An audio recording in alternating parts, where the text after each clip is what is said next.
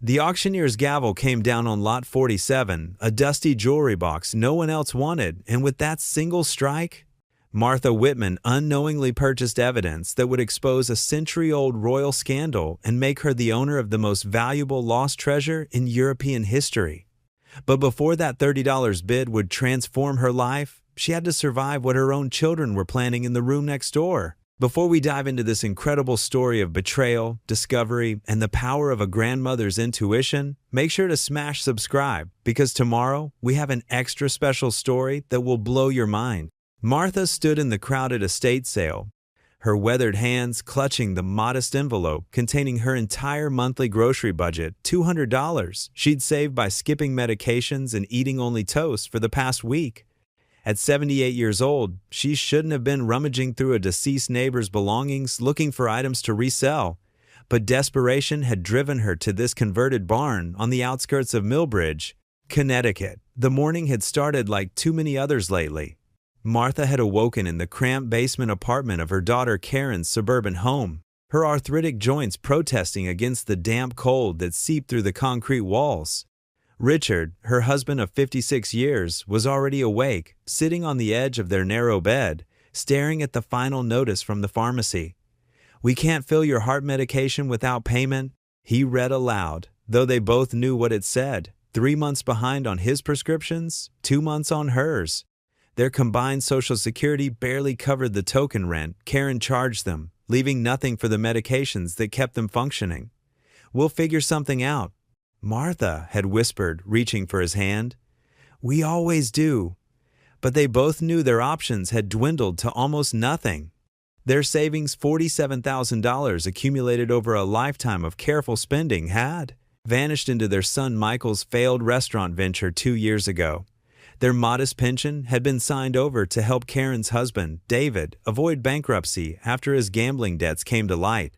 Even their car, a reliable Honda that represented their last vestige of independence, had been sold to cover what Karen called household expenses, but what Martha suspected went toward the new kitchen renovation upstairs. The irony wasn't lost on Martha as she heard footsteps above their heads, Karen's family preparing for another ordinary Saturday in their 4,000-square-foot home while she and Richard rationed their blood, pressure pills to make them last longer. 5 bedrooms sat empty upstairs while they shared a basement space, originally intended for storage, their belongings reduced to what could fit in 2 suitcases and 3 cardboard boxes.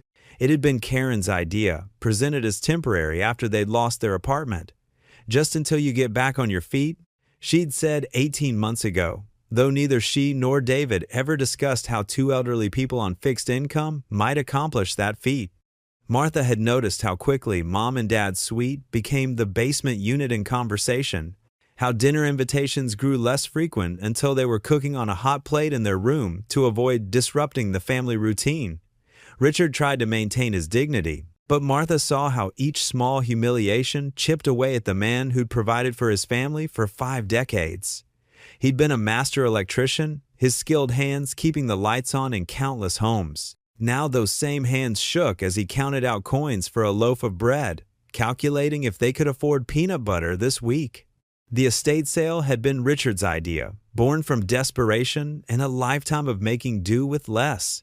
Their neighbor, Eleanor Hartwell, had passed 6 weeks ago with no close family, her Victorian home and contents set for public auction. "Maybe we can find something to resell," he'd suggested, his voice carefully neutral to hide the shame of their reduced circumstances. Eleanor collected antiques. "Perhaps something valuable will go unnoticed," Martha had agreed, though the thought of profiting from a dead woman's possessions turned her stomach. But stomach-turning had become relative when weighed against the very real possibility of Richard having a heart attack because they couldn't afford his beta blockers. The barn was already crowded when they arrived, filled with dealers and collectors who knew their business. Martha felt out of place in her threadbare coat, aware of the calculating glances that dismissed them as competition. She recognized several faces: Tom from the hardware store, Susan who worked at the library, neighbors who'd known them in better times. The careful way they avoided eye contact told Martha everything about how far she and Richard had fallen in public perception. They separated to cover more ground, Richard heading toward the tools and books, while Martha gravitated to the household items. She moved slowly through the tables, touching objects that triggered memories of her own former possessions.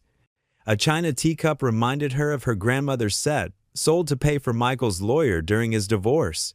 A silver frame made her think of the family photos now stored in Karen's attic, removed because they cluttered the basement space. Box lots lined one wall, miscellaneous items grouped together for bulk sale. Martha studied each one, looking for hidden value among the detritus of Eleanor's long life. Most contained the sad remnants that accumulate in any home: outdated electronics, mismatched dishes, yellowed linens. But Lot 47 caught her eye, not for any obvious reason, but because something about it felt different. The box itself was unremarkable, a cardboard banker's box with Attic East Wing written in faded ink. Inside, she could see costume jewelry tangled together, an old music box with a broken dancer, tarnished silver plate, and what appeared to be letters tied with ribbon. Nothing special to the casual observer, but Martha had developed an instinct for overlooked treasures during their months of penny-pinching survival. She lifted the music box carefully, feeling its weight. Heavier than expected, with intricate carved details obscured by decades of dust. Beneath it, partially hidden by the costume jewelry, was another box, this one made of leather-covered wood with brass hinges, green with age.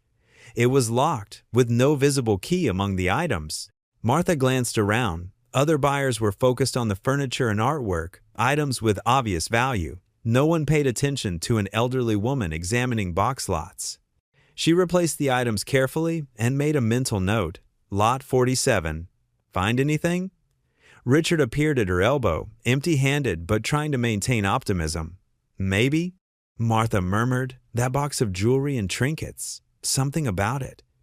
Richard peered into the box, his electrician's eye automatically assessing.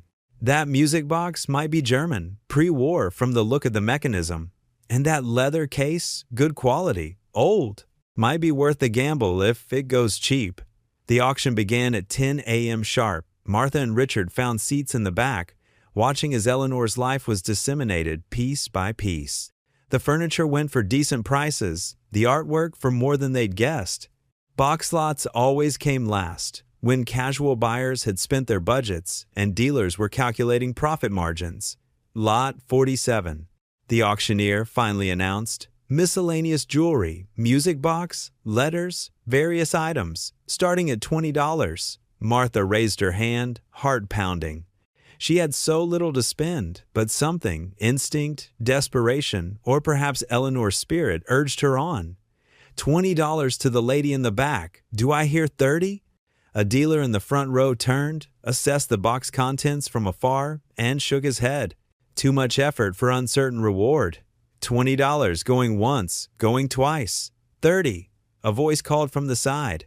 Martha's heart sank as she recognized Bradley Cummings, a local antique dealer known for his sharp eye and deeper pockets. $30 to Mr. Cummings? Do I hear 40? Martha hesitated.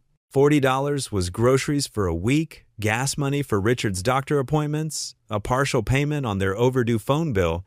But Richard's hand found hers, squeezing gently. His eyes held the same desperate hope she felt. 40, Martha called, her voice stronger than she felt. Bradley turned to look at her, clearly recognizing the Whitmans. Something flickered across his face, pity, perhaps, or calculation about how desperately they needed money. He shrugged and turned away. Not worth competing with desperate sellers who'd likely bring anything valuable to a shop anyway. $40 going once, going twice, sold to Mrs. Whitman. Relief flooded through Martha as she made her way to the payment table. $40. They'd spent $40 they couldn't spare on a box of someone else's memories. But as she counted out the bills with shaking fingers, that strange certainty returned. This wasn't just any box. Eleanor had hidden something here, and Martha was meant to find it. They loaded the box carefully into Richard's arms, both pretending not to notice how he struggled with weight he once would have lifted easily. The walk to the bus stop, they no longer had a car, seemed endless, other auction goers passing them in vehicles loaded with their purchases. Should we open it here? Richard suggested when they finally reached the covered bus shelter. No, Martha decided. Let's wait until we're home, private. The bus ride back to Karen's neighborhood took 40 minutes, during which Martha held the box on her lap like precious cargo. Her imagination ran wild with possibilities. What if the music box was a valuable antique? What if the letters contained historical significance? What if she hardly dared hope there was real jewelry mixed in with the costume pieces? Karen's house sat on a cul-de-sac in the newer part of town, all manicured lawns and three-car garages. The basement entrance was around the back, a separate door that allowed Martha and Richard to come and go without disturbing the family. Martha was grateful for the privacy, especially when carrying mysterious boxes that might contain their salvation. Their basement apartment consisted of one main room that served as bedroom and living area, a small bathroom with a shower stall, and a kitchenette with a mini fridge, hot plate, and microwave. Karen had furnished it with cast-offs, a bed that creaked with every movement, a dresser missing 2 drawer pulls, a small table with mismatched chairs. The single window, high on the wall, provided minimal natural light, making the space feel perpetually twilight. Martha cleared their small table while Richard set down the box. They both stared at it for a moment, afraid to hope, afraid to be disappointed. How many schemes had they attempted in the past months? Selling Martha's quilts at the farmer's market profit, $73. Richard offering handyman services despite his trembling hands, earnings, $140 before Karen found out and forbade it, citing liability concerns. Each small effort to reclaim their dignity had been met with obstacles, usually erected by their own children. Well, Richard said finally, let's see what $40 bought us.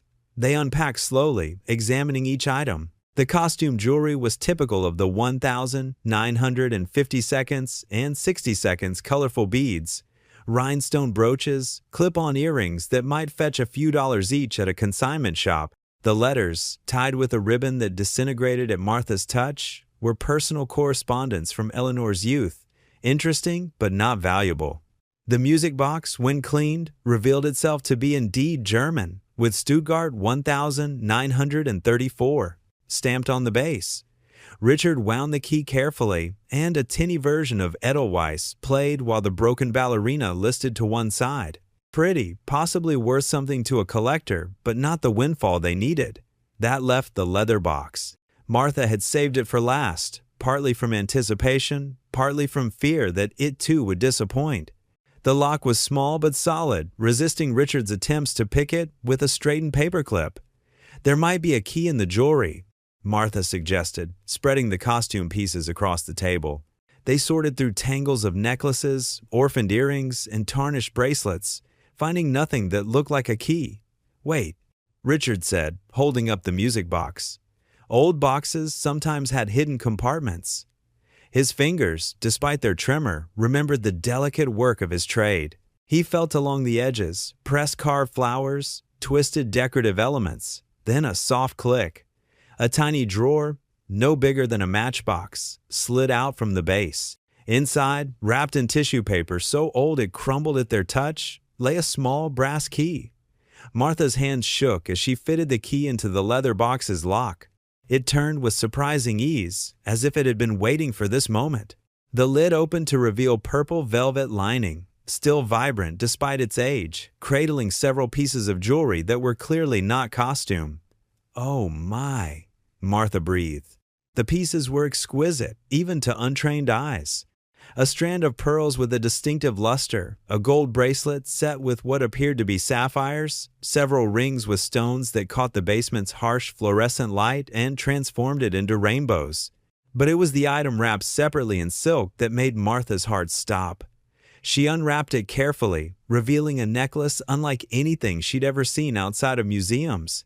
The central stone was a diamond, she was certain of that, but its size defied belief. Larger than a walnut, cut in a style she didn't recognize, surrounded by smaller diamonds that would have been impressive on their own. The setting was platinum or white gold, worked with a craftsmanship that belonged to another era when jewelry was art and time was no object. "This can't be real," Richard whispered. "A stone that size, it would be worth millions," Martha finished. "If it's real." They sat in stunned silence, the necklace catching light between them like a fallen star. Martha's practical mind immediately began cataloging objections. Eleanor Hartwell had been a modestly wealthy woman, but not millions of dollars wealthy. She'd lived in the same Victorian house for 60 years, drove a 10-year-old Buick, shopped at the same grocery store as everyone else. How could she have possessed something like this? "There's more," Richard said, reaching into the leather box. Beneath where the jewelry had rested was an envelope, yellowed with age. Written across it in fading ink, "For whoever finds this, the truth must be known." Martha opened it with trembling fingers, extracting several sheets of paper covered in Eleanor's careful handwriting. As she began to read aloud, the basement apartment faded away, replaced by a story that spanned continents and decades. "My name is Eleanor Marie Hartwell, and I have carried this secret for 67 years. The jewels in this box were not stolen, though I'm sure that's what history would claim if it knew where they ended up. They were given to me by their rightful owner on the night of November 3rd, 1957, and with them came a burden I've carried ever since." Martha paused, looking at Richard with wide eyes. Whatever they'd found, it was more than valuable jewelry. It was a secret someone had died protecting. "Keep reading," Richard urged. "I was 21, working as a lady's maid at the Savoy Hotel in London. She arrived on a foggy evening, alone despite her obvious nobility, requesting a room under an assumed name. I was assigned to attend her. She was perhaps 40, with the kind of beauty that comes from generations of careful breeding, but her eyes held a terror I've never forgotten." The letter went on to describe how Eleanor had helped the mysterious woman, who over the course of 3 days revealed herself to be Princess Katerina Volkonsky, cousin to the Russian imperial family. She had escaped the revolution with a portion of the Romanov jewels, living in hidden exile for 40 years. But someone had discovered her identity, and she knew her time was running out. "She pressed the leather box into my hands on her last night," Eleanor's letter continued. "She said the jewels were cursed with blood and sorrow, but they were also evidence of a truth that powerful people wanted buried. The large diamond, the Star of St. Petersburg, was thought lost in the revolution. Its existence proved that certain accounts of the imperial family's fate were false." Martha's voice faltered. The Star of St. Petersburg. Even she, with no knowledge of royal jewels, recognized that name. It had been one of the most famous diamonds in the world before vanishing in 1918. "There's more," she continued reading. "Princess Katerina told me that others who had protected these jewels had died mysteriously. She believed she would be next. She was right. The newspapers reported her death as a suicide, but I knew better. She had been murdered for what she knew, for what these jewels represented. I took them with me when I returned to America, changed my name, and built a quiet life. I never married, never had children who might be endangered by this secret. But now, at the end of my life, I find I cannot let the truth die with me. Whoever finds this, you must decide. Reveal the truth and risk everything, or continue the silence that has protected these treasures for a century." Martha set down the letter with shaking hands. They sat in the dim basement, staring at jewels that belonged in a museum or a vault, not on their rickety table beside a hot plate and empty medicine bottles. "We have to," Richard began, but footsteps on the stairs cut him off. Martha moved with speed she didn't know she still possessed, sweeping the jewels back into their box and shoving it under their bed just as Karen's voice called down, "Mom? Dad? I need to talk to you." Karen descended the stairs in her designer athletic wear, fresh from her Saturday morning yoga class. At 52, she maintained herself with the desperate intensity of someone who equated aging with failure. Botox kept her forehead smooth, expensive highlights hid the gray, and a personal trainer maintained the figure she'd had at 30. But all the money spent on her appearance couldn't hide the calculating coldness in her eyes as she surveyed her parents' cramped quarters. Martha noticed her daughter's nose wrinkle slightly. The basement had a musty smell they'd grown accustomed to, but that visitors always noticed. Karen's gaze swept over their few possessions with barely concealed disdain before settling on her parents. "We need to discuss your situation," Karen announced, not bothering with pleasantries. "What situation?" Richard asked. Though they both knew this conversation had been coming, Karen sighed dramatically, as if dealing with difficult children. This arrangement was supposed to be temporary. It's been 18 months. David and I have been more than generous, but we need to think about our own future. We pay rent, Martha said quietly. We don't ask for anything. You pay below market rent for this space, Karen corrected. And there are other considerations. The children are getting older. They need room for sleepovers, a proper recreation space. We're planning to renovate the basement into a home theater. The words hung in the air like a eviction notice, which essentially they were. Martha felt Richard's hand find hers under the table, both of them recognizing the carefully rehearsed nature of Karen's speech. Where would you have us go? Richard asked. Karen reached into her designer purse and pulled out a glossy brochure. Golden Sunset Senior Community. It's a lovely facility, very well rated. They have an opening in their assisted living wing. Martha took the brochure with numb fingers. The photos showed smiling seniors playing cards, eating in a cafeteria-style dining room, sitting in small rooms that looked like hospital quarters with better paint. The pricing sheet fell out $4,500 a month for a shared room, $6,000 for private. We can't afford this, Richard stated flatly. That's where you're wrong, Karen said, producing another set of papers. I've been doing research. With your Social Security, Dad's pension, and the sale of your remaining belongings, you could qualify for their payment plan. Plus, Medicaid would cover some costs once you spend down your assets. We don't have any assets left, Martha said. You know that. There are always options, Karen continued smoothly. Michael and I have discussed it. We could take out a loan against your future estate, manage your finances to ensure you're cared for. What estate? Richard's voice rose. What finances? We gave you everything already. Karen's expression hardened. That money went to family expenses, Dad. Michael's restaurant, our debt consolidation, we've all made sacrifices. But this victim mentality isn't helping anyone. You need professional care. Look at yourselves. You're not taking your medications properly. This living situation isn't healthy. And frankly, we're concerned about your mental capacity. Our mental capacity? Martha felt a chill that had nothing to do with the basement's temperature. Don't be dramatic, Mom. But let's be honest, you're both showing signs of decline. Forgetting things, making poor decisions, like wasting money at estate sales. Her gaze sharpened. Oh yes, I heard about your little shopping trip this morning. $40 on junk when you claim you can't. Afford medication? Martha's mind raced. How had Karen known? Then she remembered Bradley Cummings at the auction. His wife worked at Karen's dental office. Small-town gossip traveled fast. It's our money to spend as we choose, Richard said firmly. Is it though? Karen's smile was predatory. Because from where I'm standing, you're making increasingly irrational choices. That's why we've scheduled an appointment with Dr. Morrison next week. He specializes in geriatric assessment, determining competency levels for senior care placement. The word competency hit Martha like a physical blow. She'd heard horror stories of elderly people declared incompetent, their children taking control of everything. With power of attorney, Karen could sell their belongings, cash their Social Security checks, lock them away in whatever facility she chose. We won't go, Richard stated. Then you'll need to find alternative housing by the end of the month, Karen said, standing. I'm trying to help you here, but if you insist on being stubborn, she shrugged. David wants you out either way. At least at Golden Sunset, you'd have medical care and 3 meals a day. She climbed the stairs without waiting for a response, her footsteps echoing overhead as she returned to her comfortable life.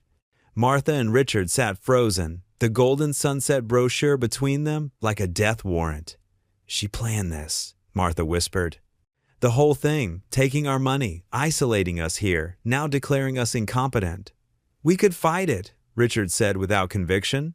Legal battles required money they didn't have, and who would believe 2 elderly people living in a basement over their successful, well-presented daughter? Martha's eyes drifted to the bed, where the leather box lay hidden. An hour ago, it had represented hope. Now it felt like a target on their backs. If Karen discovered what they'd found, she'd declare it proof of their mental decline, spending their last dollars on costume jewelry. She'd never believe the truth, or worse, she would believe it and take everything. The necklace was the answer Martha couldn't quite see yet, a treasure worth millions, evidence of historical significance, and, according to Eleanor's letter, dangerous enough that people had died protecting it. What were two elderly people supposed to do with such a burden? As if reading her thoughts, Richard spoke quietly. We need to be very careful. If this is real, and I think it is, we can't just walk into a jewelry store or auction house. Questions would be asked, ownership challenged, and Karen would swoop in. Martha added, declare us delusional, take control of everything, including the jewels. They sat in their dim basement, millionaires in theory, paupers in reality, caught between an impossible fortune and an impossible situation. Outside, suburban life continued, lawns being mowed, children playing, normal people living normal lives without Russian diamonds hidden under their beds or daughters plotting to lock them away. What do we do? Martha asked, though she suspected Richard had no more answers than she did. For now, we hide it better, he said, and we start making plans. Real plans, not just hoping something will change. That night, after careful consideration, they moved the leather box inside an old suitcase in their closet, wrapped in towels to muffle any sound. The costume jewelry from Lot 47 they left visible, props to support the fiction that they'd wasted money on worthless trinkets. The music box sat on their dresser, its broken ballerina, a reminder that beautiful things could hide important secrets. Martha couldn't sleep. Every creak of the house made her heart race. Was it Karen coming to search their things? Every distant siren made her wonder if somehow, impossibly, someone already knew what they'd found.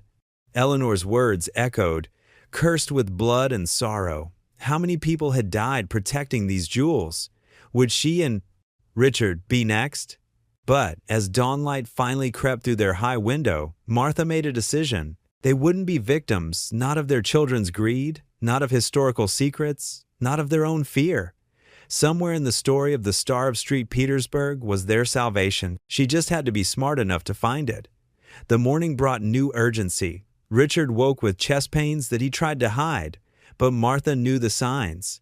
His nitroglycerin pills had run out 3 days ago. Without his beta blockers, his heart was working too hard, especially with the stress of Karen's ultimatum. We need to get you to the hospital, Martha insisted. With what money? An emergency room visit would destroy us completely. Besides, you know what Karen would do? Use it as evidence we can't care for ourselves. He was right, which made Martha angrier. They were trapped between health and autonomy, poverty and danger. But the jewels hidden in their closet represented a third option, if only she could figure out how to use them without destroying themselves in the process.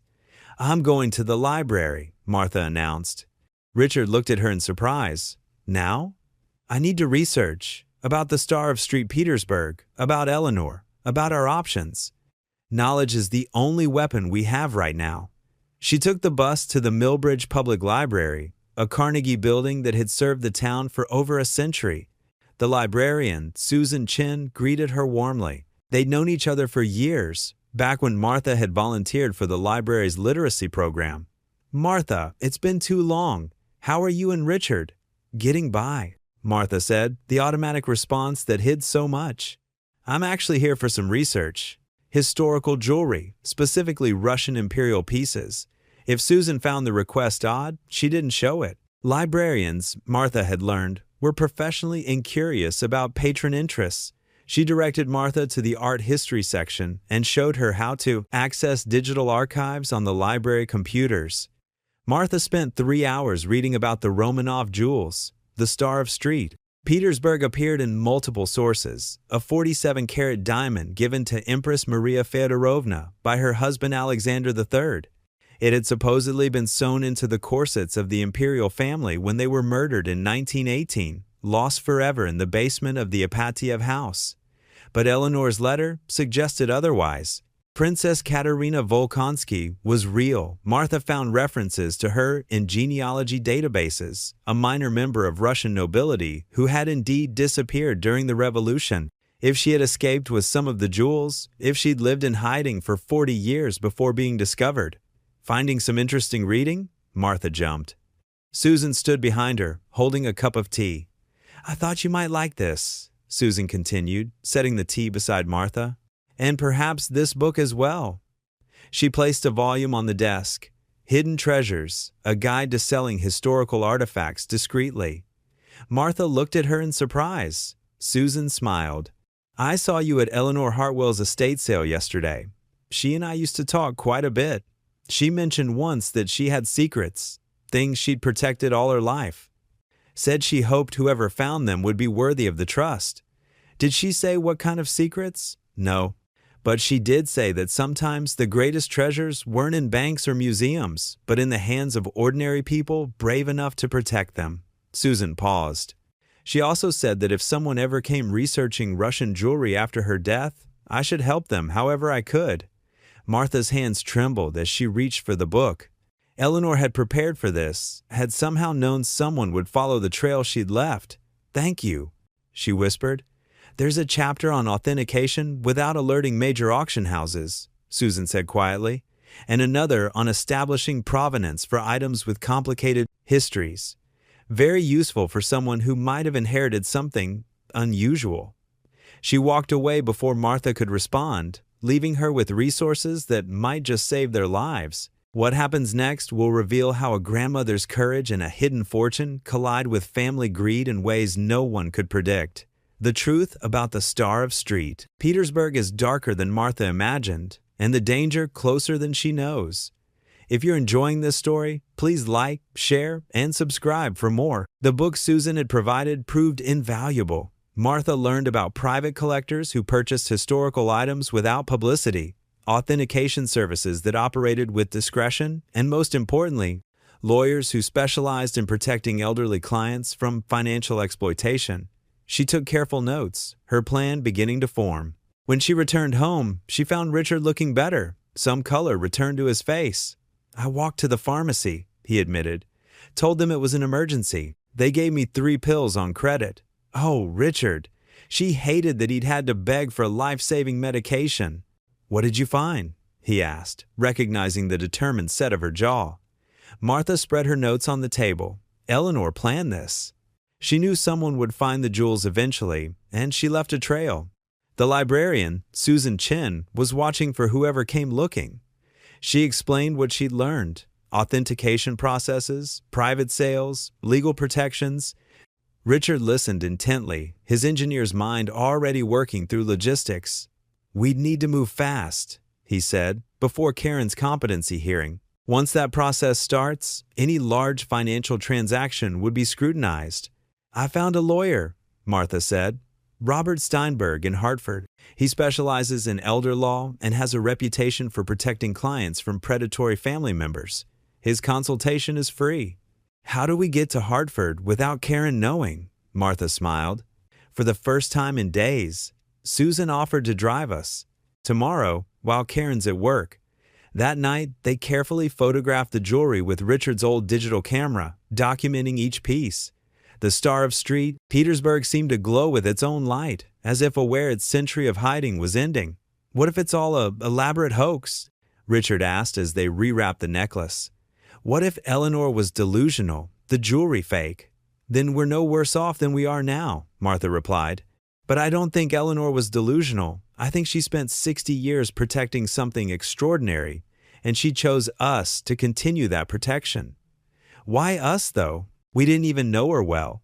Martha considered this. Maybe that's exactly why. We're outsiders, unconnected to whatever forces killed Princess Katerina. We're invisible, just 2 forgotten old people no one would suspect of harboring royal jewels. The next morning, Karen made an unexpected appearance, descending to their basement before her workday. She carried a folder thick with documents. I've been thinking, she announced. This transition would be easier if we handled the paperwork ahead of time. Power of attorney, medical directives, asset management, standard stuff that everyone should have in place. She spread the papers on their small table with practiced efficiency. Martha recognized the setup. Karen had done this before, probably with David's elderly aunt who'd signed over her house before being placed in a nursing home. We'll think about it, Richard said carefully. What's to think about? It's for your own protection. If something happens another fall, a heart episode, someone needs to be able to make decisions. Karen's tone was reasonable, but her eyes were calculating. Just sign here, and we can ensure you're taken care of properly. We said we'll think about it, Martha repeated. Karen's mask slipped slightly.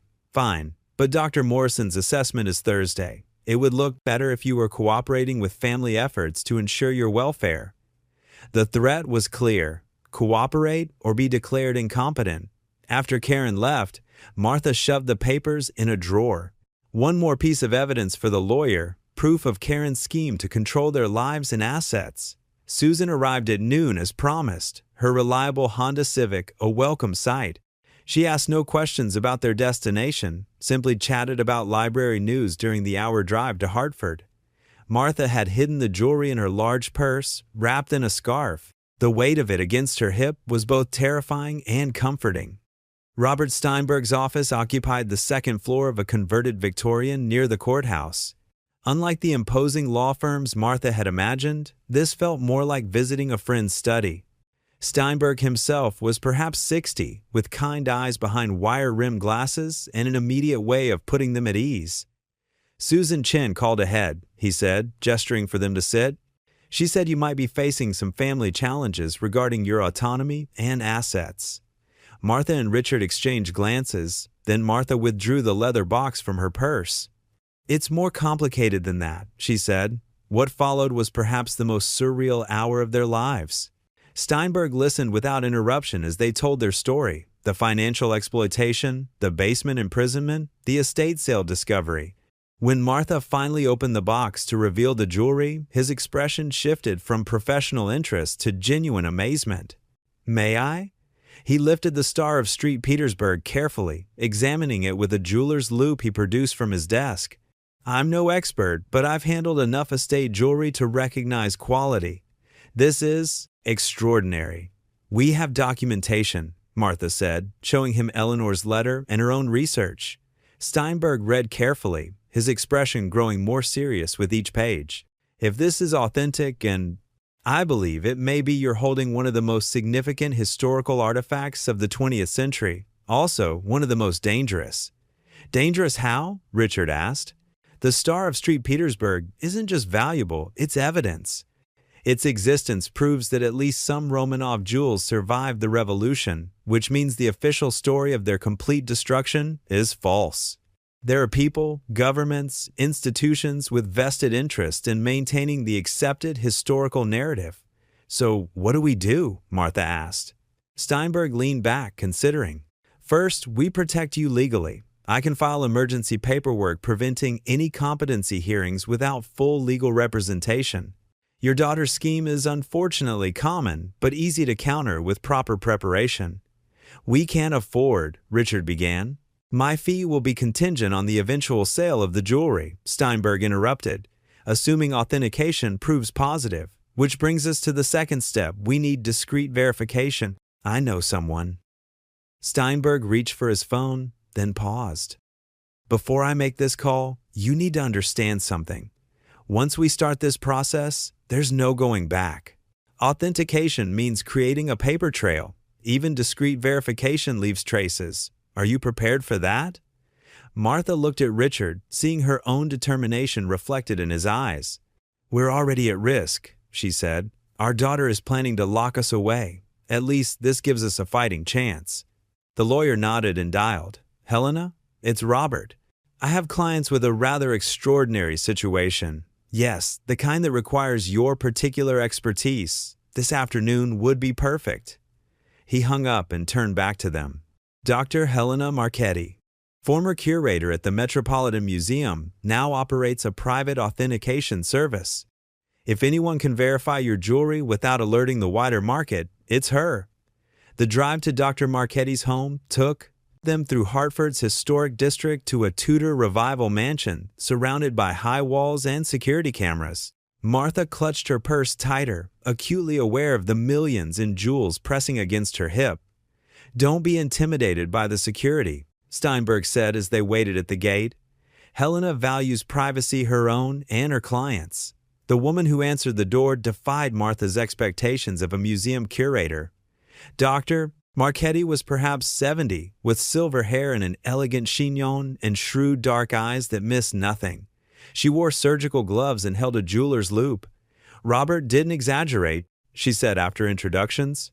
He used the phrase historically significant. In our business, that's not a term deployed lightly. They were led to a study that doubled as an examination room. Professional lighting, microscopes, and various testing equipment occupied one wall. The curtains were drawn, creating a sense of sealed privacy that made Martha breathe easier. "May I see what you've brought?" Dr. Marchetti asked. Martha withdrew the leather box with trembling hands. Even in the clinical lighting, the jewelry seemed to pulse with life. But when she unwrapped the Star of St. Petersburg, Dr. Marchetti actually gasped. "Madonna mia," she whispered, reverting to Italian in her shock. "This cannot be." But the cut, the clarity. She worked in silence for 20 minutes, examining each piece with methodical precision. Photography equipment captured every angle. A spectrometer analyzed the gem's composition. Small samples were taken for additional testing, with Martha's permission. "The pearls are natural, not cultured, Dr. Marchetti finally said. Consistent with early 20th century Russian preferences. The smaller pieces, the sapphire bracelet, the rings are exceptional, but not unprecedented. Court jewelry, certainly, but not imperial level." She paused, lifting the great diamond necklace. "This, however, is it real?" Richard asked. "Oh, it's real. The question is whether it's what I think it is." She produced a leather-bound volume from her shelves, flipping to a marked page. "The Star of St. Petersburg, 47 carats, cushion cut with specific faceting that creates an 8-pointed star effect in direct light. Given to Empress Maria Feodorovna in 1893, supposedly lost in 1918. She held the necklace under a specialized lamp. The diamond exploded with light, and there, clearly visible, was an 8-pointed star radiating from its center." "Dear God," Steinberg breathed. "There are perhaps 6 people in the world qualified to properly authenticate this, Dr. Marchetti said. "I'm one of them, and I'm telling you, this is the Star of St. Petersburg. Its existence rewrites a portion of accepted history." Martha felt the room spin slightly. Richard's hand found hers, anchoring her to reality. "What's it worth?" Richard asked. "At auction? With proper provenance? Conservative estimate would be 80 to 100 million, possibly more, given its historical significance. The Oppenheimer Blue sold for 57 million, and it lacks the stone's royal connection and dramatic history. The number hung in the air like something solid, $80 million, hidden in their basement while they rationed blood pressure medication. But selling it won't be simple," Dr. Marchetti continued. "Legal ownership is complex. The Russian government could claim it as cultural patrimony. The Romanov descendants might assert rights. And then there's the matter of how Princess Katerina obtained it originally. She was saving it from the Bolsheviks," Martha said.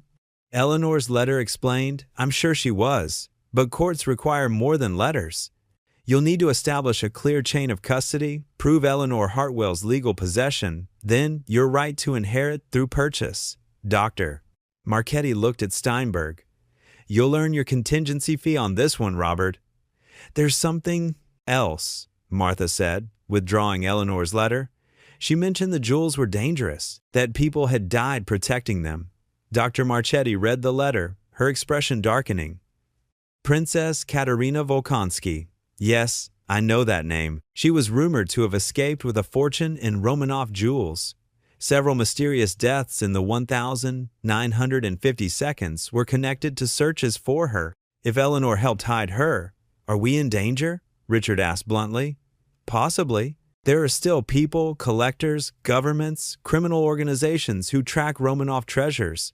The Star of St. Petersburg isn't just valuable, it's symbolic. Its reappearance would be international news." Martha felt a chill. They'd wanted to save themselves from poverty and Karen's schemes, but they'd stumbled into something far larger. "What do you recommend?" Steinberg asked. "Document everything immediately. Create legal provenance before anyone knows what you have. I'll write a formal authentication report, but keep it sealed for now. Then you need to decide, sell quickly and quietly to a private collector, or go public and maximize value but also exposure." "We need money now," Richard said. "Medical bills, legal fees, somewhere to live that isn't our daughter's basement." Dr. Marchetti nodded sympathetically. "I might know someone. A collector who specializes in Imperial Russian artifacts. Discreet, pays well, asks few questions. But you'd get perhaps 30% of auction value. 30% of 80 million is still 24 million, Martha said quietly. More money than they could spend in their remaining years. I'll make inquiries, Dr. Marchetti said, quietly. In the meantime, Robert, get their legal situation locked down if their daughter gets power of attorney. She'd own the jewels, Steinberg finished. I'll file emergency papers today. The drive back to Millbridge was silent, each lost in thought.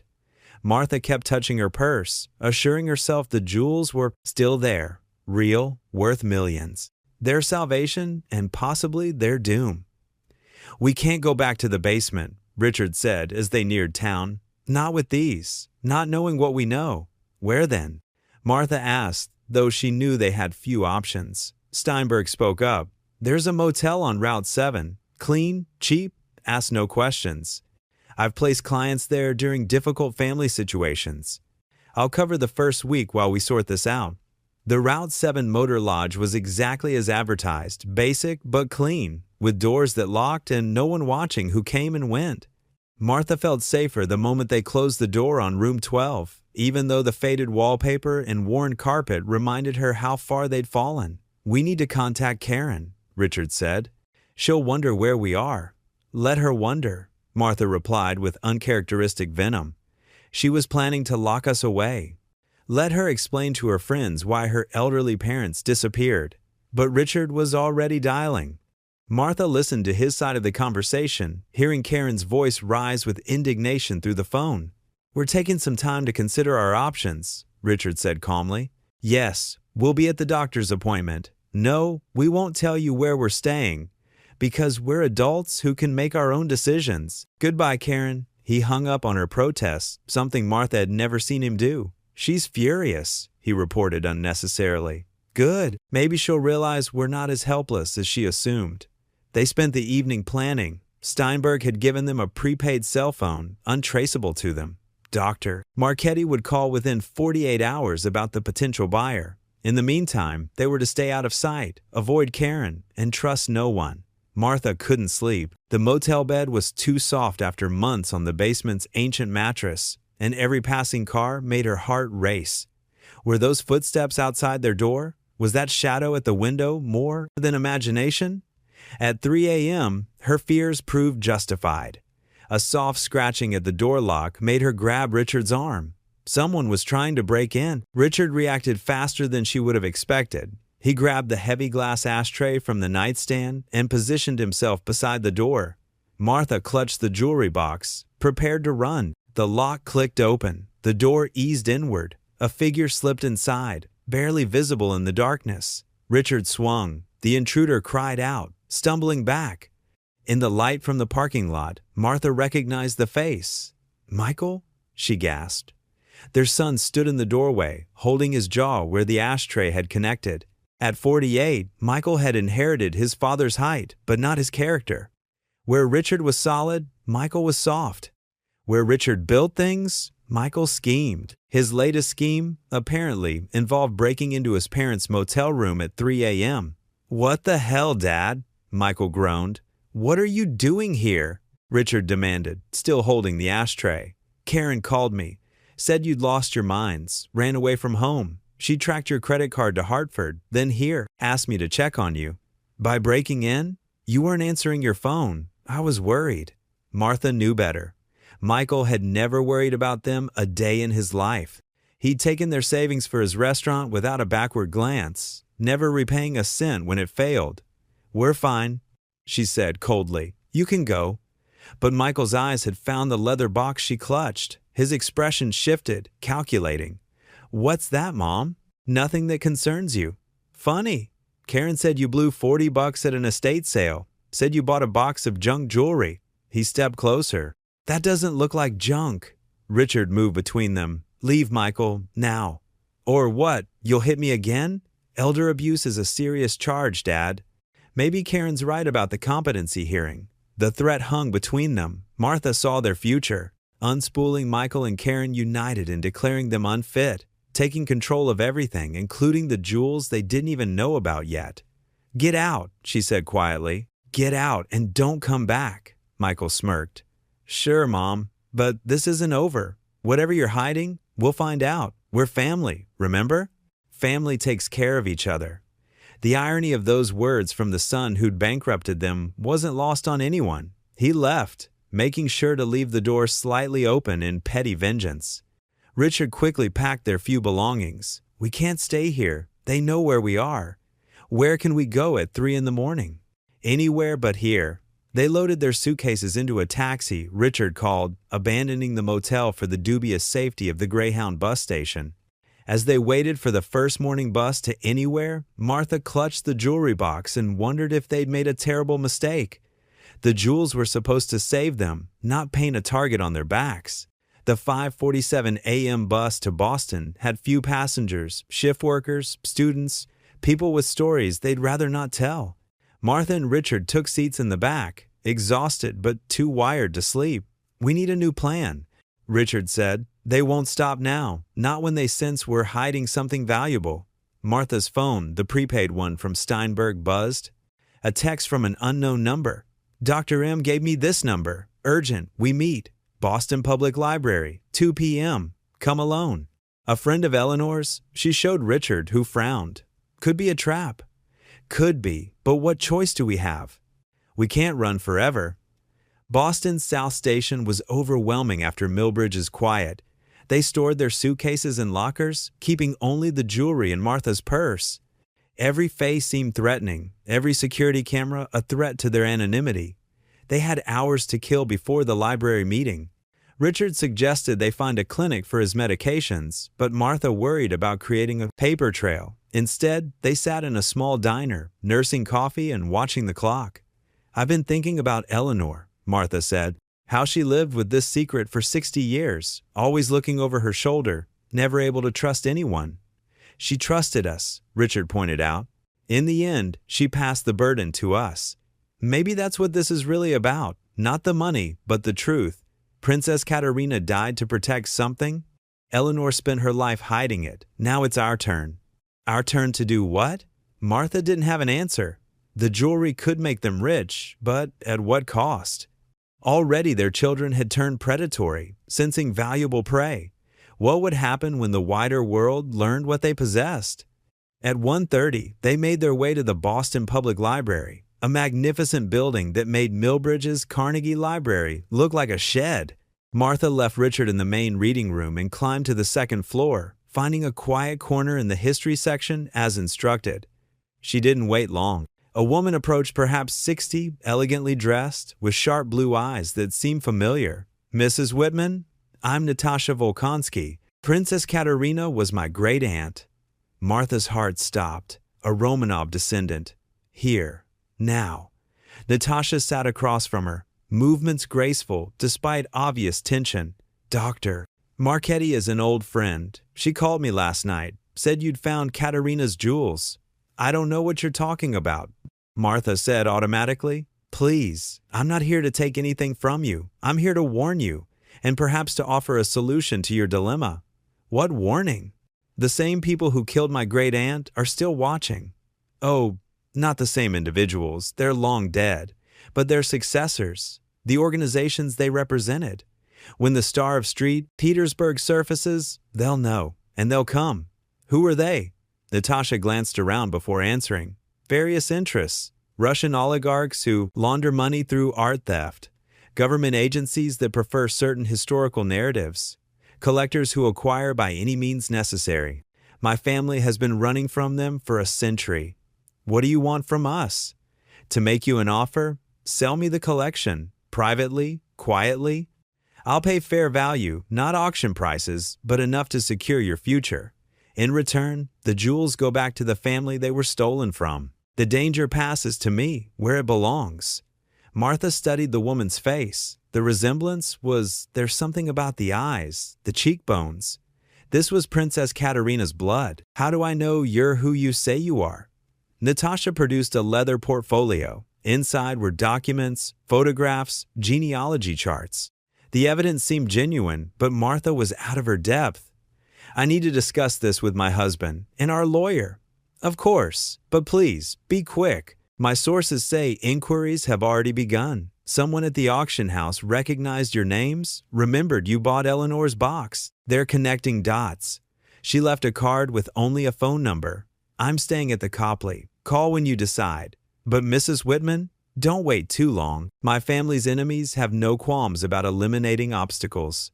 Martha found Richard where she left him, pretending to read a newspaper. His face was pale. We need to go, he said urgently. Now. What happened? That man by the reference desk. He's been watching me for 20 minutes, and I saw Michael outside. He followed us here. They left through a side entrance, Martha's mind racing.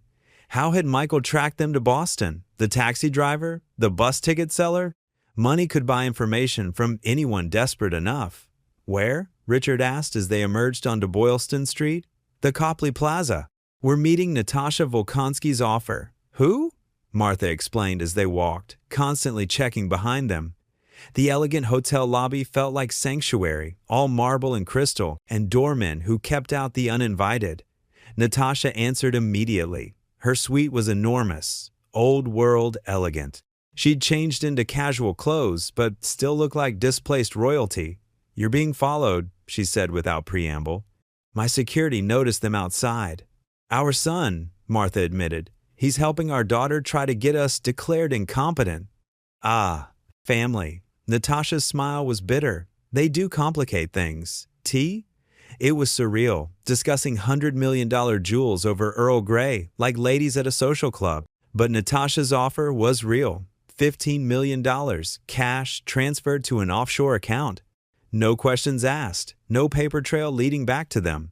That's a fraction of what they're worth, Richard said. It's also $15 million more than you have now, Natasha countered, and it comes without the danger of public sale. No government claims, no legal challenges, no mysterious accidents. We need our lawyer, Martha insisted. By all means. But understand, once lawyers are too deeply involved, containment becomes impossible. Papers get filed, records created. My offer expires at midnight. They called Steinberg from Natasha's suite. He listened to the proposal, asked pointed questions, then gave his assessment. It's not the best price, but it might be the safest option.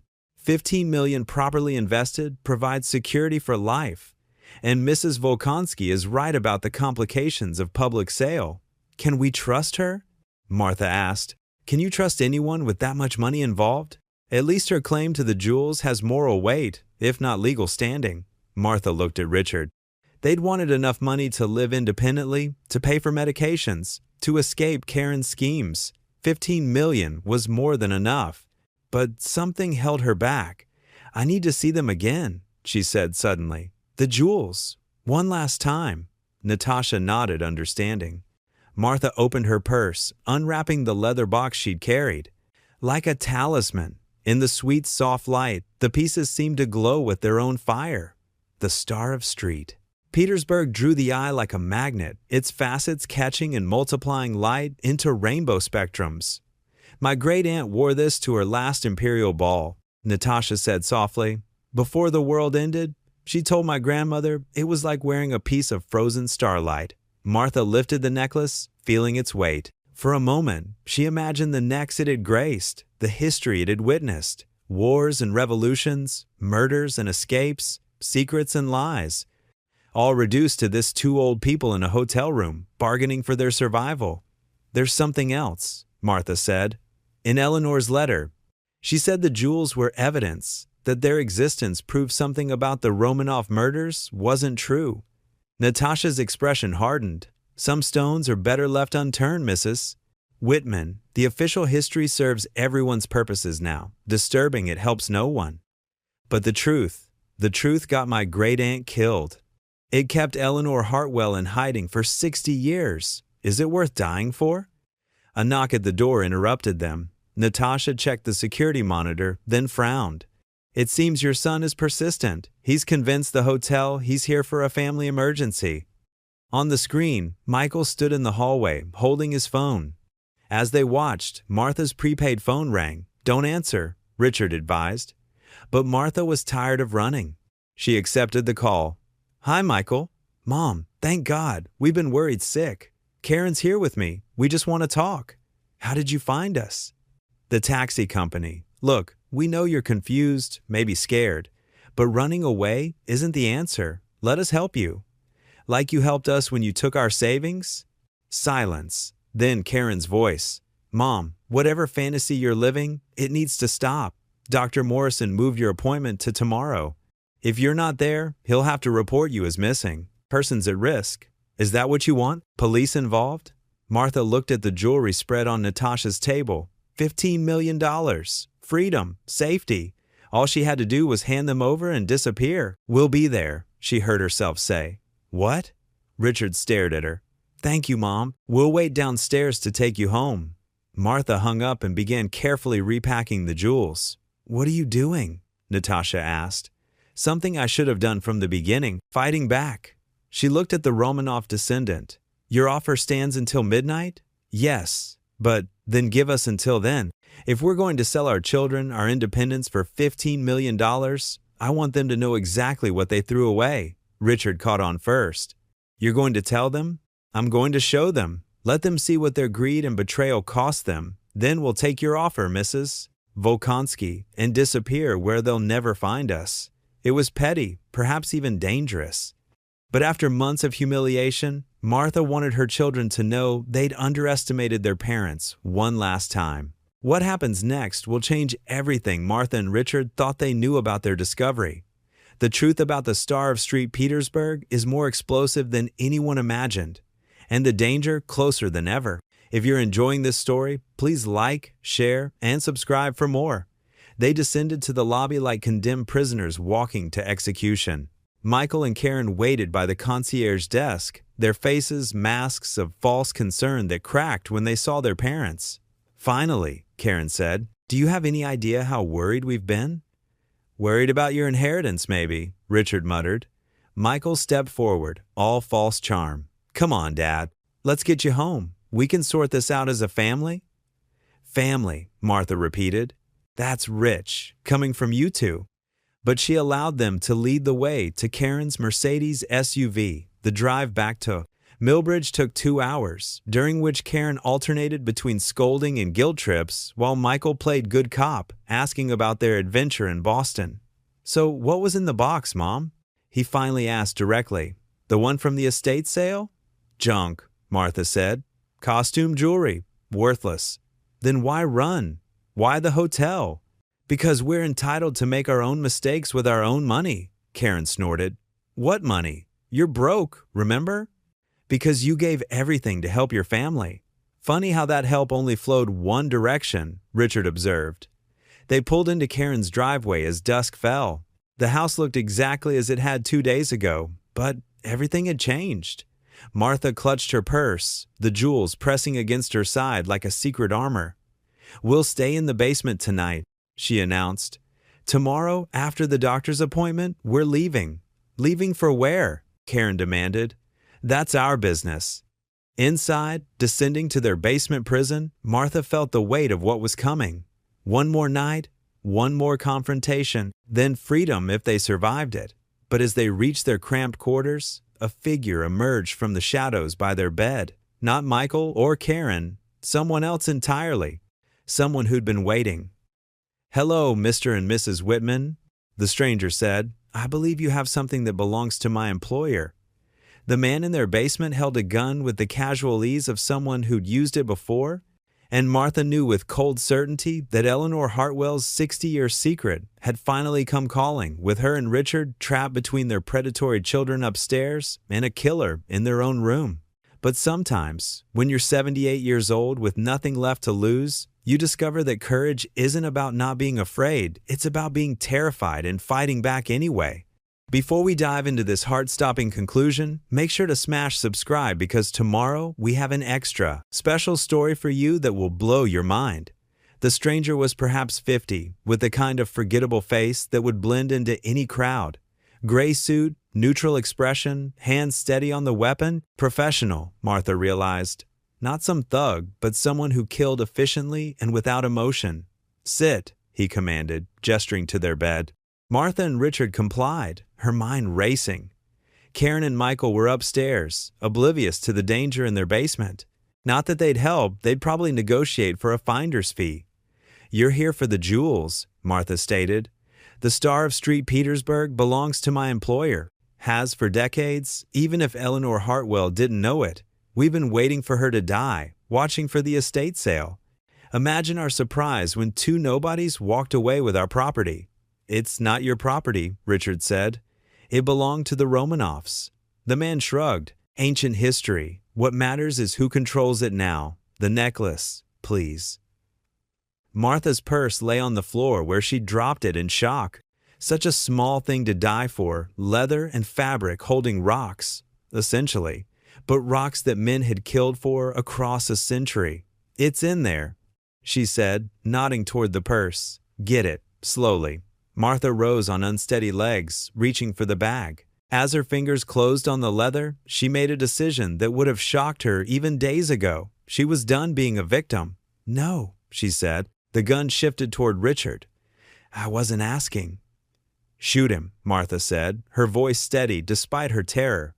Go ahead. Two elderly people found dead in their daughter's basement. Police investigation, media attention. Your employer won't get the jewels. They'll be in evidence lockup for years. The man's eyes narrowed. He hadn't expected resistance from an old woman in a house dress. Or, Martha continued, you can listen to my proposition. Mom, Richard warned. But she ignored him. You know about the jewels, but do. You know about the authentication, the lawyer, the Romanov descendant who's already made an offer? She was bluffing, partially. He might know everything, but his slight frown suggested otherwise. Explain. Dr. Helena Marchetti authenticated the collection this afternoon. Papers filed, insurance documentation created. The Star of St. Petersburg is officially found. If we die, it becomes the center of an international incident. You're lying. Martha carefully opened her purse, pulling out not the jewels, but her phone. Call her yourself. Speed dial 3. The man hesitated. In that moment of uncertainty, footsteps sounded on the stairs. Mom? Dad? Karen's voice. Who are you talking to? The gunman moved with practiced speed, weapon disappearing inside his jacket. When Karen appeared, she saw only a well-dressed man standing uncomfortably in her parents' space. Who's this? She demanded. Mr. Smith from Adult Protective Services. Martha lied smoothly. We called them about our situation. He's documenting the living conditions you've subjected us to. Karen's face went through several expressions: shock, anger, calculation. This is a private family matter. Exactly what I was telling Mr. Smith, Martha said. How our daughter took our life savings, relegated us to a basement, and now wants us declared incompetent to seize what little we have left. The gunman, trapped in the lie, played along with professional adaptability. Concerning allegations, Miss Whitman, Karen Whitman Davies. And whatever my parents have told you is clearly influenced by their declining mental state. Interesting. They seem quite lucid to me. This basement arrangement, however, he looked around with genuine disgust. Michael appeared behind his sister. What's going on? Our parents called social services, Karen hissed. Of all the ungrateful, actually, the gunman said, I called them. Anonymous tip about elder abuse? Just doing my job, investigating. He pulled. I had a business card, probably fake, but official looking. I'll need to interview you both. Upstairs, please. Your parents have rights to privacy during questioning. It was surreal, watching their would-be killer protect them from their children. But he clearly wanted the jewels without witnesses or complications. This is harassment, Karen declared. I'm calling our lawyer. Please do. He can meet us at my office tomorrow when you come in for formal statements. The man's tone brooked no argument. Whatever his real profession, he projected authority. Karen and Michael retreated upstairs, whispering furiously. The gunman waited until their footsteps faded. Clever, he admitted, but that only delays things. Long enough to make a deal, Martha said. You want the jewels. We want to live. There's a solution. I'm listening. The Romanov descendant Natasha Volkonsky offered us $15 million, cash, tonight. We sell to her, take our money, disappear. Your employer intercepts her after the sale. You get the jewels, we get our freedom. Everyone wins except the Russian princess, the man considered. Why would you betray her? Because she's a stranger and we're desperate. Because $15 million means nothing if we're dead. Because I'm 78 years old and tired of being everyone's victim. Richard stared at his wife. This cold pragmatism was new, born of desperation and betrayal. But he trusted her instincts. Call your employer? Martha urged. The deal expires at midnight. After that, the jewels go to public auction and your chance disappears. The gunman pulled out a phone, stepping to the corner for privacy. His conversation was in a language Martha didn't recognize: Russian, Ukrainian, something Eastern European. When he returned, his expression was unreadable. My employer agrees, but we accompany you to the exchange. Any tricks? Any alerts to police? We just want this over. Martha said truthfully, Get the jewels. Let's go. Martha retrieved the leather box from her purse, hands steady despite her pounding heart. As they climbed the basement stairs, she caught Richard's eye. He gave the slightest nod. He understood her real plan. In the kitchen, Karen and Michael waited like ambushed predators. Where do you think you're going? Karen demanded. Out, Martha said simply. With him? She pointed at the gunman. I looked up Adult Protective Services. They have no Mr. Smith. The gunman's hand moved toward his jacket, but Martha intervened. You're right, Karen. He's not from social services. He's a private investigator we hired to document your theft and abuse. We're going to his office now to sign the papers that will protect us from you. Theft? Abuse? We're your children. No, Richard said quietly. You're vultures who happen to share our DNA. Children don't steal from their parents. Children don't lock them in basements. Children don't plot to have them declared incompetent. Michael stepped forward. You can't leave. Not until we know what you're hiding. The gunman moved then, fluid and dangerous. He didn't draw his weapon, didn't need to.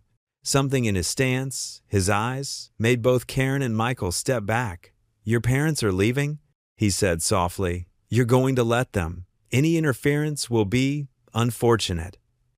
They walked out the front door, Martha and Richard's first use of that entrance in months. The gunman's car waited in the driveway, expensive and anonymous. As they drove away, Martha didn't look back at the house that had been their prison. The hotel? The gunman asked. Yes, the Copley Plaza. She's in the penthouse. During the drive to Boston, Martha texted Natasha from her prepaid phone, coming now with the jewels. Have the money ready. We're not alone. My children insisted on witnessing the sale. Please play along. The response came quickly. Understood. Security will be informed. The gunman glanced at her phone but said nothing. Perhaps he assumed she was simply confirming the meeting. Boston's evening traffic was thick, giving Martha time to refine her plan. The leather box sat heavy in her lap, containing treasures that had destroyed so many lives. Princess Katerina, dead for protecting them. Eleanor, living in shadows for 60 years. Now Martha and Richard, caught between greed and violence. But Eleanor had chosen them for a reason, not randomly, Martha now believed, but deliberately. Two invisible elderly people who would be underestimated by everyone, their children, the criminals, even the Romanovs. Who better to finally end this bloody chain? The Copley Plaza's doorman recognized them from earlier, waving them through with professional discretion. In the elevator, the gunman stood close enough that Martha could smell his cologne, expensive, understated. Even killers had their vanities. Natasha answered her door wearing silk pajamas and a wary expression that deepened when she saw their companion. Mrs. Whitman. I wasn't expecting. Guess. My children insisted on witnessing our transaction, Martha said carefully. Mr. Smith represents their interests. Natasha's eyes flicked to the gunman, cataloging and categorizing with the instincts of someone born to survival. Of course. Please, come in. The suite's living room had been prepared for business documents laid out. A banker's box, presumably containing cash. Two serious-looking men standing by the windows. Bodyguards, Martha realized. Shall we make this quick? Natasha suggested. I believe we agreed on terms earlier. Martha set the leather box on the coffee table. $15 million US, transferred to our designated account. Actually, Natasha said, I prefer cash for transactions like these. Clean, untraceable. She gestured to the banker's box. As requested. The gunman tensed slightly. Cash was harder to track, easier to steal, perfect for his purposes. Martha opened the leather box with trembling fingers. The jewels spilled across the table, pearls, sapphires, diamonds, catching light like fallen stars. And at the center, the Star of St. Petersburg, magnificent and cursed. Natasha lifted the great diamond reverently. Aunt Katerina wore this to her last ball in 1917. She danced until dawn, knowing the world was ending. How poetic, the gunman said dryly. The verification? Natasha produced Dr. Marchetti's authentication documents. The gunman examined them with surprising expertise, finally nodding approval. Then we're agreed? Martha asked. One moment. Natasha studied her carefully. I must ask, why sell to me? You could get more at auction. Martha met her gaze steadily. Because some things matter more than money. These jewels have been burden enough. Let them go home. Something passed between the women, understanding, perhaps even approval. Natasha nodded slowly. Then, yes, we're agreed. She gestured to her bodyguard, who brought forward the banker's box. $15 million. Would you like to count it? That won't be necessary, the gunman interrupted. We trust you. He was already calculating, Martha knew, how to eliminate everyone in this room, take both the jewels and the money. She'd given him the perfect opportunity, enclosed space, limited witnesses, millions in untraceable cash. But Martha had one more card to play. Actually, she said, reaching into her purse, there's something else, something I didn't mention earlier. She pulled out a small velvet pouch. From it spilled a ring not valuable looking, just a simple gold band with modest stones. But Natasha gasped when she saw it. That's impossible. Eleanor kept this separate, Martha explained. Said it was the most important piece. Called it the Tsarevich's ring. The gunman frowned. That wasn't in the inventory. No, Martha agreed, because Eleanor knew its true value wasn't monetary. This ring proves something historians have argued about for a century. The Tsarevich Alexei survived the basement massacre, at least initially. The room went completely still. Even the bodyguards seemed to stop breathing. You're saying, Natasha whispered, I'm saying Eleanor's letter contained more than just provenance for jewels. It contained testimony from Princess Katerina about that night in Ekaterinburg, about which Romanovs actually died in that basement and which were smuggled out before the execution. It was all fabrication, of course. The ring was Martha's own wedding band, removed moments ago in the car. But she'd done enough research to make the lie plausible, and the hunger in everyone's eyes told her she'd succeeded. Where's this letter? The gunman demanded. Safe, Martha said, with our lawyer. To be opened only if something happens to us. You're lying. Am I? Why do you think we chose to sell now, so suddenly? The jewels are valuable, yes, but they're nothing compared to information that could rewrite Russian history. Governments would pay billions to suppress or reveal that truth. She turned to Natasha. Your family has been running for a century, but what if you could stop? What if you could prove the Romanov line never truly ended? Natasha's hand shook as she reached for the ring. This inscription, it's in Alexei's hand. His private cipher. Of course it wasn't. It was their initials and wedding date in simple English. But Natasha wanted to believe, needed to believe, and Martha gave her that gift, wrapped in deception. The letter, Natasha breathed. This Goodno Kummer. I must see it. After we're safe, Martha said firmly. After the transaction is complete and we've disappeared. Your money buys the jewels tonight. The letter, that's a future negotiation. The gunman's calculation had changed entirely. Kill everyone now and he'd get jewels and money but lose potentially priceless historical intelligence. Let them live and his employer would have leverage for the real prize. Clever, he murmured, and Martha heard grudging respect. The next 10 minutes passed in tense choreography. Money was counted and transferred to a briefcase Martha could barely lift. Authentication papers were signed and countersigned. The jewels disappeared into Natasha's safe, probably seeing their last moments before vanishing into some collector's vault. The letter, Natasha reminded as they prepared to leave.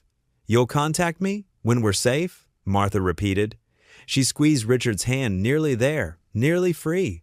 They rode the elevator down in silence, the gunman carrying their $15 million with professional ease. In the lobby, he steered them not toward the exit but to a side corridor. Change of plans, he announced. Martha's heart sank. Of course. He'd waited for them to complete the sale, get the money, now came the execution. But as he opened a service door, revealing not a killing floor but a parking garage, he surprised her again. My employer wants the letter more than your deaths, he explained. You've bought yourself time, Mrs. Whitman, but not freedom. We'll be watching. When you surface, wherever you go, we'll know. And eventually, you'll give us what we want. He handed Martha the briefcase. $15 million, heavy as hope. There's a car rental desk in the lobby. He continued, I suggest you use it. Your children are probably watching your credit cards, so use cash. Disappear tonight. Don't make us hunt you. Why? Richard asked. Why let us go? The man almost smiled. Because your wife played the game perfectly. Because killing you now would be wasteful. Because my employer respects intelligence, even in enemies. He paused. And because I'm curious to see how two elderly Americans managed to disappear with $15 million and half the world looking for them. He walked away without another word, leaving them alone in the garage with their fortune and their fear. The letter doesn't exist, Richard said unnecessarily. He'll figure that out eventually, but by then, Martha hefted the briefcase. We'll be ghosts. They returned to the lobby, rented a car with cash, and drove into the Boston night. No destination in mind yet, just away. Away from children who'd betrayed them, from killers who'd tracked them, from lives that had become unbearable. We did it. Richard said wonderingly as they reached the interstate. Not yet, Martha corrected. We've got money and a head start. Now we need to truly vanish. How? Martha had been thinking about this. New identities, new location. Somewhere our children would never think to look, where $15 million is enough to buy privacy and protection. Where? She smiled for the first time in days. Remember that article I read at the library about Americans retiring abroad? Costa Rica has no extradition treaty with Russia. Beautiful weather, good health care, and a large expat community where we'd blend in. You want us to become international fugitives? I want us to become free. They drove through the night, stopping only for gas and supplies. By dawn, they'd reached New York. Martha found a hotel that accepted cash, where they could rest and plan. In their room, she opened the briefcase. $15 million in neat bundles. Blood money. In a way, payment for jewels that had cost so many lives, but also liberation. First things first, she said, pulling out the prepaid phone. She dialed Steinberg's number. The lawyer answered on the second ring, alert despite the early hour. Mrs. Whitman, I've been worried. We're safe. The sale went through. We have the money. Thank God. And the buyer? Has what they wanted, mostly. She didn't elaborate about the fictional letter. We need your help with the next phase. New identities?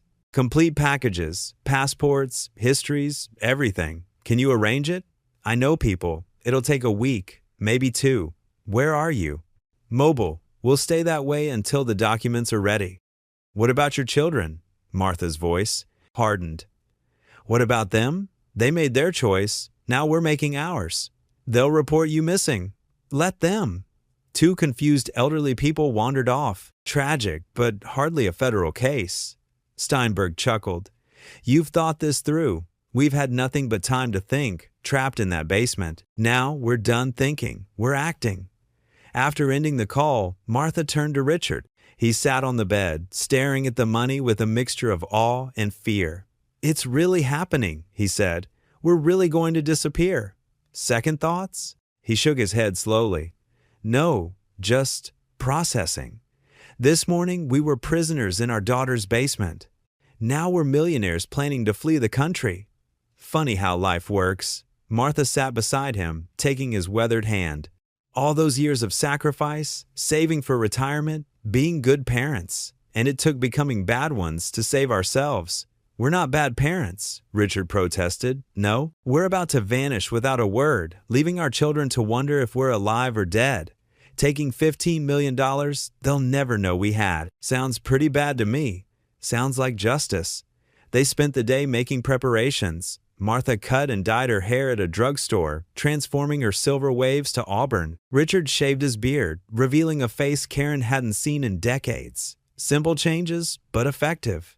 They bought new clothes, nondescript and forgettable, disposed of anything that could identify them, became ghosts incrementally, shedding their old lives piece by piece. That evening, Martha made one last call, not to their children, that bridge was burned, but to Susan Chin at the Millbridge Library. Susan? It's Martha Whitman. Martha, there have been people here asking about you. Your daughter, some men in suits. Are you all right? I'm fine. Better than fine. I wanted to thank you for your help and to ask one more favor. Anything. In about a month, you'll receive a package, books for the library, donated anonymously. Make sure they go into circulation? Of course. Martha, are you in trouble? No. For the first time in years, I'm not in trouble at all. She hung up without explaining. The books would be about Russian history, about the Romanovs, about jewelry and revolution and the price of secrets. A small memorial to Eleanor Hartwell, who'd kept faith for 60 years. The next 2 weeks passed in careful movement. They never stayed anywhere more than 2 nights, paid cash for everything, avoided cameras when possible, knowing the gunman's employer was watching for them. But $15 million bought quality disappearance. Steinberg's contacts delivered as promised new passports, driver's licenses, complete histories for Robert and Marie Stevenson, a retired couple from Ohio with no children and simple tastes. Your flight leaves tomorrow, Steinberg informed them during their final call. San Jose, Costa Rica. I've arranged a property, rental, banker to help establish accounts, everything you'll need. Thank you, Martha said, for everything. Thank me by living well. You've earned it. That night, in an airport hotel, Martha and Richard packed their few belongings for the last time. The money was already transferred to offshore accounts, say from grasping children or Russian oligarchs. Any regrets? Richard asked. Martha considered. I regret that it came to this, that our children became people we needed to escape, but regret leaving? She shook her head. Not for a moment. What about the gunman, his employer? They'll keep looking for the letter. Let them look. By the time they realize it doesn't exist, we'll be established under new identities. Just 2 more American retirees enjoying tropical sunshine. And the children? Martha's expression hardened. They wanted us gone. They're getting their wish. The next morning, Robert and Marie Stevenson passed through airport security without incident. Their documents were perfect. Their appearance unremarkable. Their story simple, retiring to paradise like thousands before them. As the plane lifted off American soil, Martha felt weight she hadn't realized she'd been carrying simply vanish. Below, their children would be discovering their absence. Karen would be furious at losing her victims. Michael would calculate lost opportunities. Let them rage. Let them search. Let them wonder for the rest of their lives what happened to the parents they'd tried to destroy. You know what's funny? Richard said as clouds obscured the ground below. What? We spent 48 years raising them, sacrificing everything for their success. And in the end, the best thing we ever did for ourselves was leave them behind. Martha squeezed his hand. No, the best thing we did was survive them. 6 months later, in a villa overlooking the Pacific, Martha tended her garden while Richard built furniture in his workshop. Their Spanish was improving, their health recovered, their days filled with purpose they chose rather than obligations imposed. The news from America reached them occasionally. Their children had indeed reported them missing. Search efforts had been minimal, 2 elderly people with health problems who'd wandered off. Case closed, presumed dead. Martha felt nothing reading the articles. Those people, the victims in the basement, were dead. Robert and Marie Stevenson were very much alive. The gunman's employer had eventually realized the letter was fiction. There'd been some activity around their old accounts, some investigation into Steinberg's practice. But the trail was cold, the prize illusory, the hunt abandoned for more profitable ventures. Natasha Volkonsky had vanished too, along with the Romanov jewels. Whether she'd kept them or sold them, Martha neither knew nor cared. That chapter was closed. Package for you, Richard called from the house. Martha found him holding a box from an international courier. No return address, but she recognized the handwriting. Susan Chin had forwarded it through several remails, as instructed. Inside was a photo album, pictures from their old life. Their real wedding, their children as babies, family gatherings before money and greed poisoned everything. And at the bottom, a note. Found these in the library donation box. Thought you might want them. Wherever you are, I hope you're happy. Martha flipped through the photos, watching their younger selves navigate life with such hope and determination. They'd been good people, good parents. It hadn't been enough. Do you miss it? Richard asked. That life? I miss who we thought we were, Martha admitted, but not who we'd become, not the people willing to die in that basement rather than inconvenience our children. She closed the album decisively. The past was gone, burned away by betrayal and necessity. What remained was the present sunshine and freedom and the knowledge that they'd won.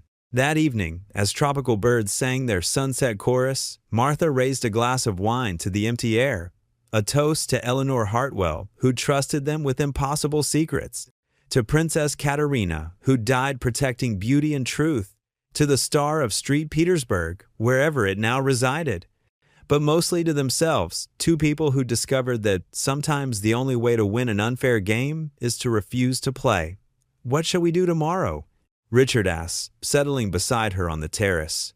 Whatever we want, Martha replied. Isn't that the point? He smiled, looking younger than he had in years. I love you, Marie Stevenson, and I love you, Robert. They sat in comfortable silence, watching the sun set over their new life. $15 million hadn't just bought them escape, it had bought them the chance to discover who they were when not defined by others' needs. The children who'd schemed to lock them away would never find them. The killers who'd hunted them had moved on to other prey. The jewels that had caused so much sorrow had found their way home, wherever that might be. And Martha and Richard, or Marie and Robert, had found their own home at last. Not a basement prison or a house full of bitter memories, but a place they'd chosen, a life they'd built, a future they'd earned. The greatest treasure, Martha realized, hadn't been in that leather box at all. It had been in the courage to open it, to face what followed, and to ultimately choose themselves over everyone who tried to diminish them. As stars emerged in the tropical sky, she made a mental note to send Susan Chin a generous library donation. Anonymous, of course, some secrets were worth keeping, but the secret of their survival? That was written in every sunrise, every garden bloom, every piece of furniture Richard crafted with hands that no longer shook. They'd been discarded like Eleanor's estate sale treasures, deemed worthless by those who should have valued them most. Instead, they discovered their true worth not in millions of dollars or legendary jewels, but in the simple, revolutionary act of refusing to be victims. And that, Martha thought with satisfaction, was a treasure no one could ever steal. Thank you for joining us on this incredible journey of betrayal, discovery, and ultimate triumph. If you enjoyed this story of how one grandmother's courage and a mysterious inheritance changed everything, please hit that subscribe button and check out these two amazing stories on screen now. Until tomorrow, remember, sometimes the greatest treasures are found not in what we gain, but in what we have the courage to leave behind.